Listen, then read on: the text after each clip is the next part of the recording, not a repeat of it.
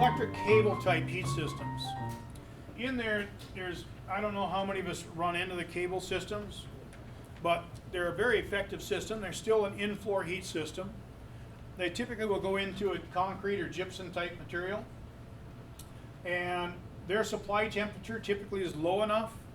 Just I know that depending on the type of floor, if you're dealing like a gypsum system and then having it where we're going to do plywood over the top and permanent install, but we're finding in with some of these products with the cable, the disadvantage is if we hit that cable once with a staple, the whole system's out.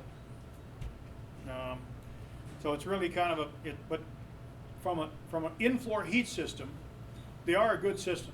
I mean, they will take and supply the temperature. They'll never get overfired like a hydronic system. And you know, the two differences you have, for example, like this one is your in-floor poured.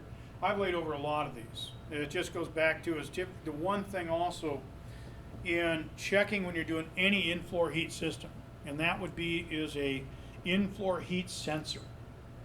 Most of the time they'll have a sensor that will go into the center. For example, if my thermostat's on the wall, it'll come down in the floor out about 8 feet, and it's just a heat sensor telling the thermostat of what my floor temperature is. Because in there, if you have a lot of the new thermostats, you can go into the new thermostats, you'll find out not only what my set point was, but also the records of what my heat temperature was on my floor at all times, whether it's cable or whether it's hydronic. The other is getting into low voltages. They're actually a very good system. They're actually good for I wouldn't necessarily say for a Minnesota house on the North Shore, but they are for doing, like, a lot of times if you have, you know, a four-season porch and need to add supplemental heat, you need to keep it's a warm floor type system.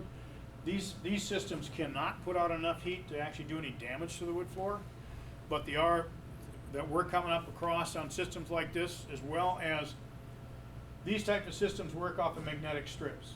So we can actually take a nail anywhere through this matting without doing damage to that floor. The only place we cannot nail is on this leg or on that leg, or we short the entire thing out. And so therefore it's coming in direct contact with the hardwood.